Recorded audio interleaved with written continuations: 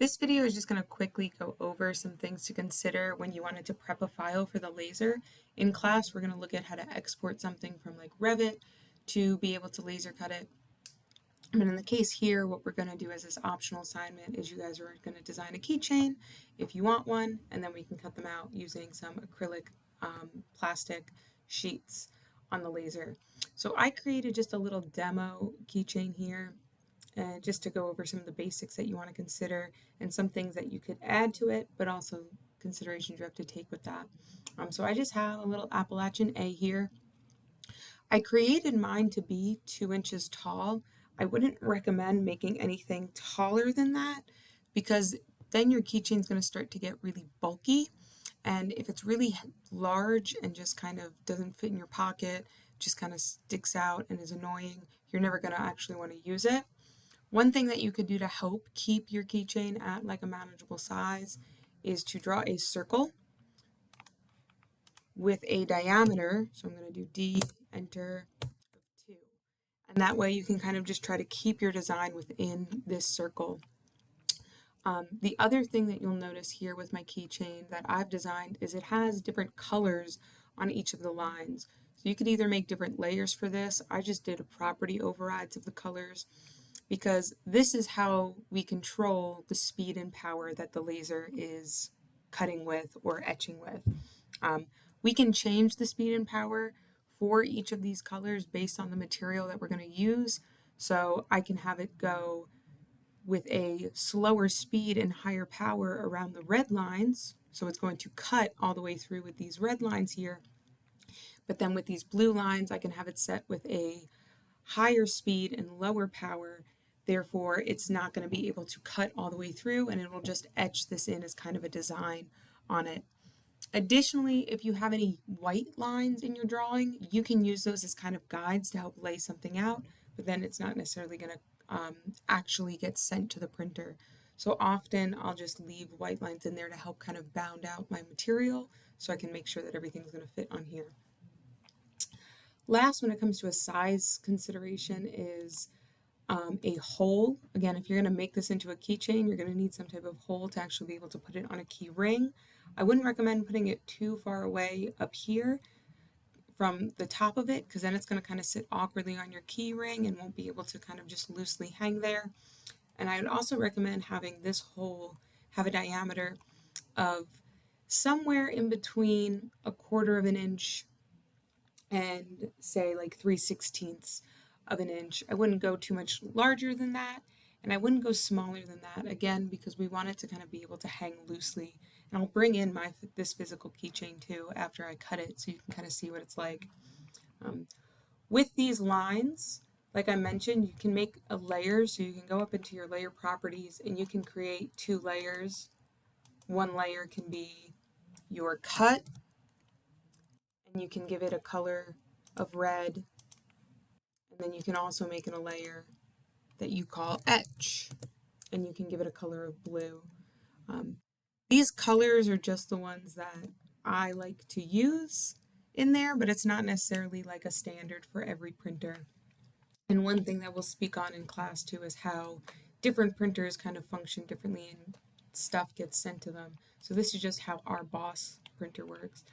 And then what I could just do is while I'm designing, I could just come here and I could switch to cut for things I want to cut, and I could switch to etch for things I want to etch.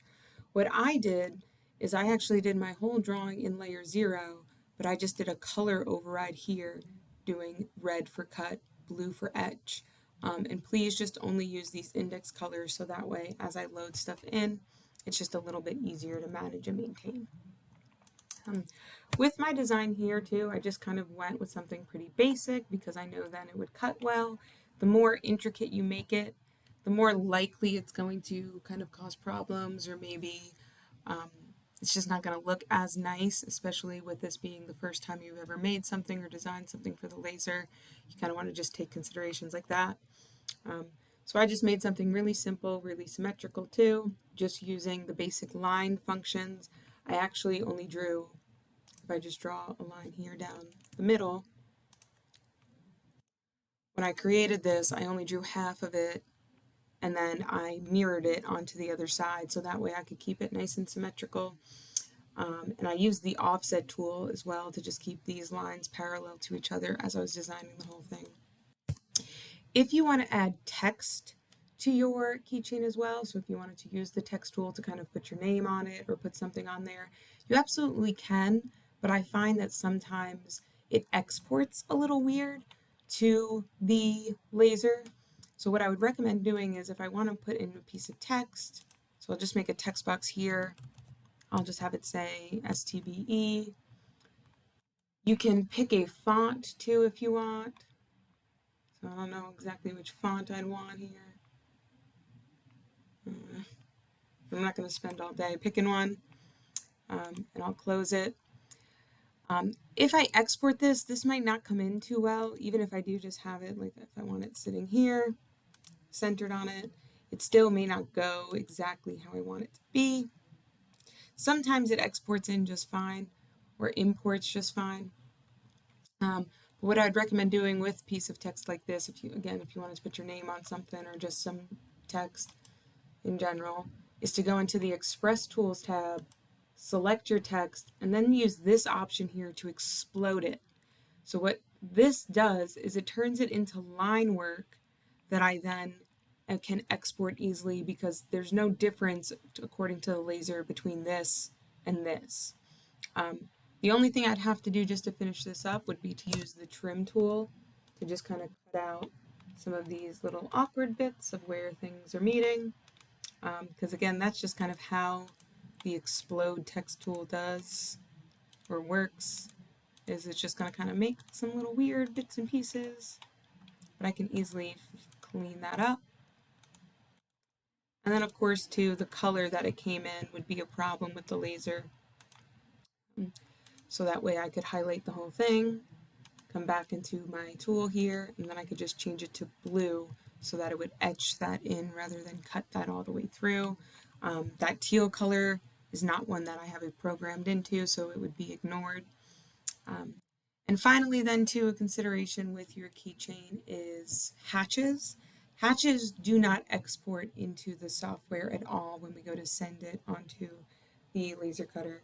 So if you have any hatches in there because you want like solid colors, it's not going to work from AutoCAD. You'd have to use a different software for that, but I kind of wanted to keep this AutoCAD oriented. Once you have your file ready to go and you want to submit it so that way you can get it laser cut in class when we do our demo, you're just going to click on the red A and do a save as.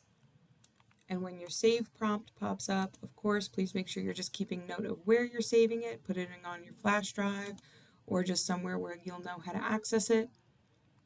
And then for your file type, you'll want to use a DXF. You can use any of these years of DXF, but it just has to be saved as a DXF, which is an exchangeable file that we can then send to the laser cutter. And then you can submit that, and I will be able to get it laser cut.